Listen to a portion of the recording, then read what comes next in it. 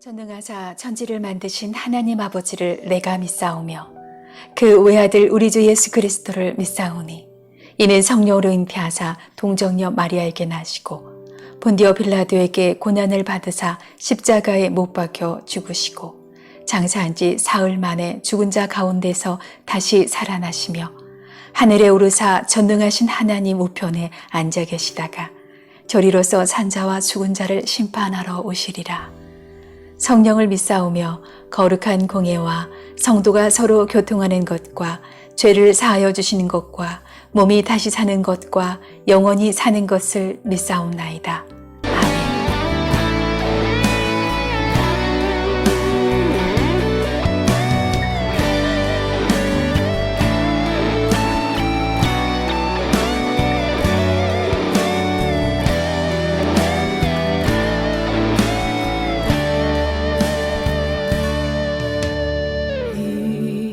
이곳에 생명샘 솟아나 눈물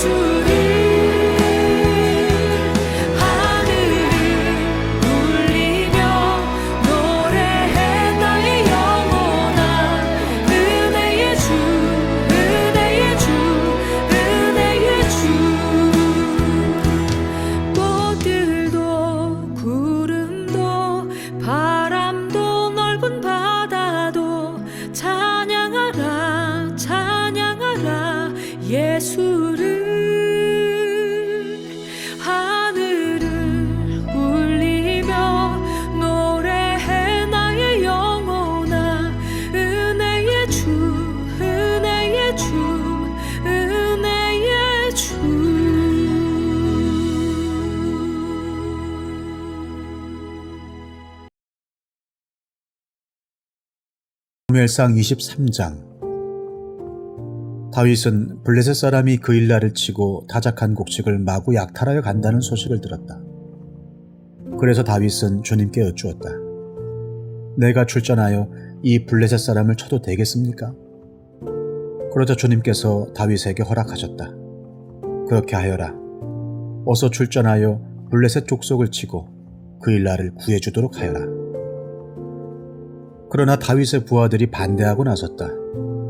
우리는 여기 유다에서도 이미 가슴을 저리며 살고 있는데 우리가 그일라로 출전하여 블레셋 병력과 마주친다면 얼마나 더 위험하겠습니까? 다윗이 주님께 다시 여쭈어보았다. 그런데도 주님께서는 똑같이 대답하셨다. 너는 어서 그일라로 가거라.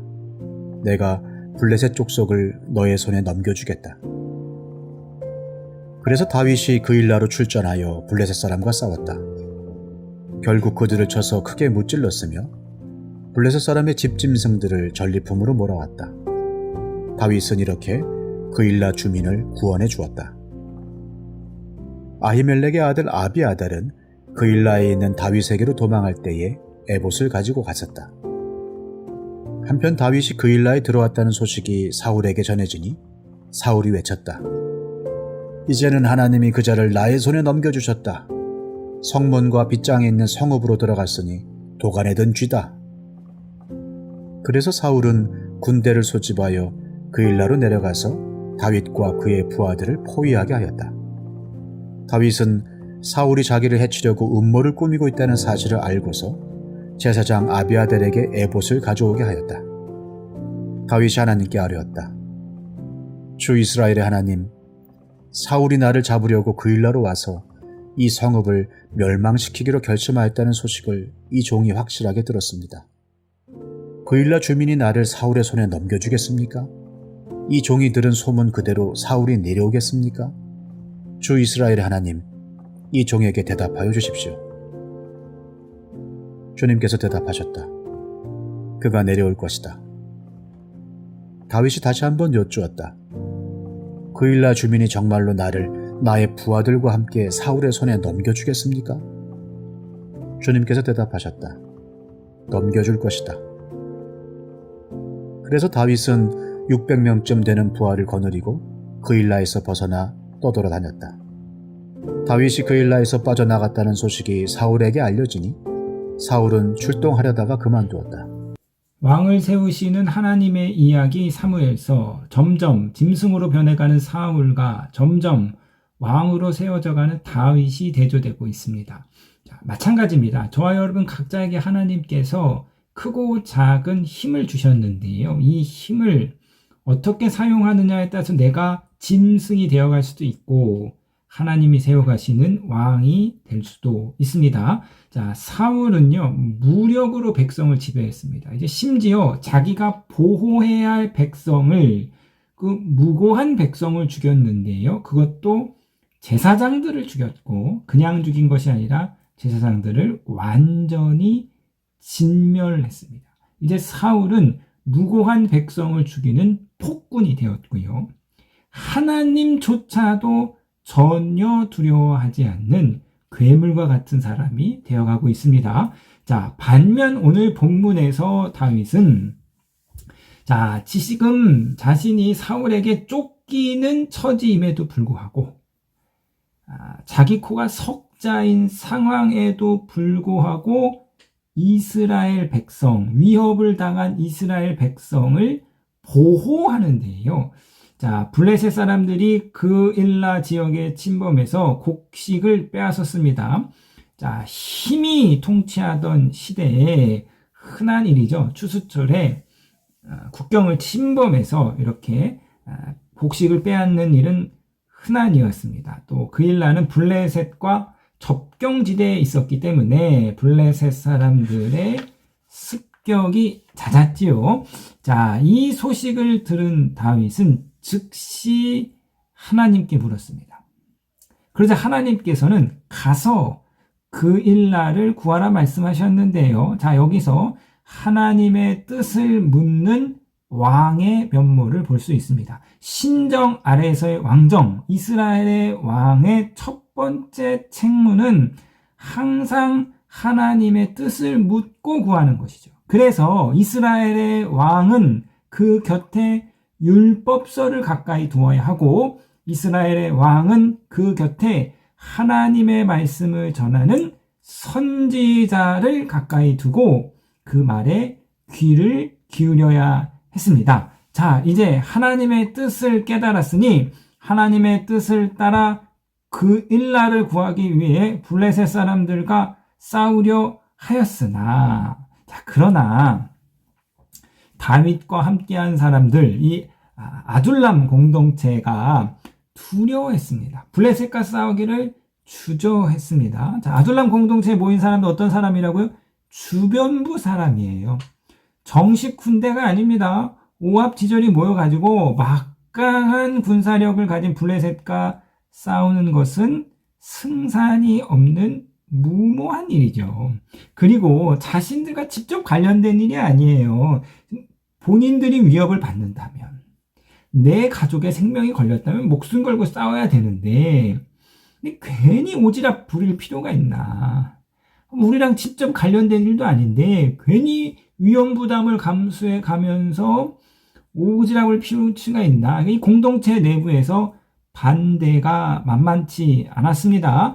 자, 이에 다윗이 다시 한번 신중한 모습을 보이는데요. 자, 하나님의 뜻을 다시 한번 확인합니다.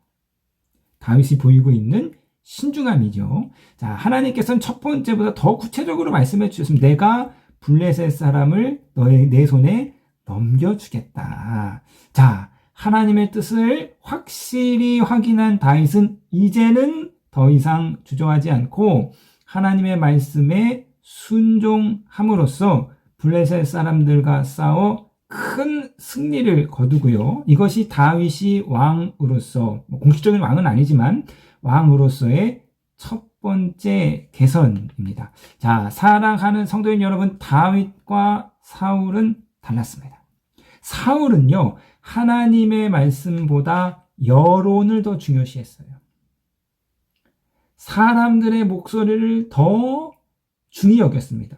그러나 다윗은 사람들의 목소리보다, 여론보다 하나님의 뜻, 하나님의 목소리를 경청하였습니다. 자, 이 사건을 통해서 다윗이 자기 공동체에게 전하는 메시지는 명확한 것이죠. 나 다윗은 여호와의 뜻에 철저하게 순종하면서 여호와의 뜻에 따라 통치하겠다는 강력한 의지를 보여준 사건이지요. 자, 사랑하는 성도님 여러분, 누가 왕인가? 누가 진정한 왕인가? 누가 하나님이 세우시는 참된 왕인가? 사람의 목소리가 아니라 사람의 목소리보다 하나님의 목소리를 듣고 순종하는 사람이 진정한 왕입니다. 하나님의 목소리를 듣는 사람이 왕이지요. 자, 누가 진정한 왕입니까? 어려움 당한 이웃을 기꺼이 도와주는 사람. 대가를 치르고 심지어 큰 위험 부담을 감수한다 할지라도 주변에 어려움 당한 이웃을 기꺼이 도와주는 사람이 진정한 왕입니다. 자, 하나님 나라의 권력은 언제나 섬김의 권력이지요. 하나님이 내게 주신 힘과 능력을 오로지 자신과 자신의 가족과 자신의 유익을 위해서만 사용한다면 그는 분명 짐승의 길로 나아갈 것이나, 하나님이 내게 주신 힘과 권력으로 주변에 어려운 이웃들을 섬기고 약자들을 보살피고 사회 정의를 실천하기 위해서 기꺼이 대가를 치르고 위험 부담을 감수한다면 그는 하나님 나라의 합당한 왕이 될 것입니다. 자, 사랑하는 성도님 여러분, 하나님이 우리에게 주신 힘과 건강과 시간과 물질을 하나님의 뜻에 합당하게 사용하여서 사울과 같은 짐승이 아니라 다윗과 같이 하나님 나라의 귀히 쓰임 받는 왕 같은 제사장이 되시기를 주님의 이름으로 부탁드립니다.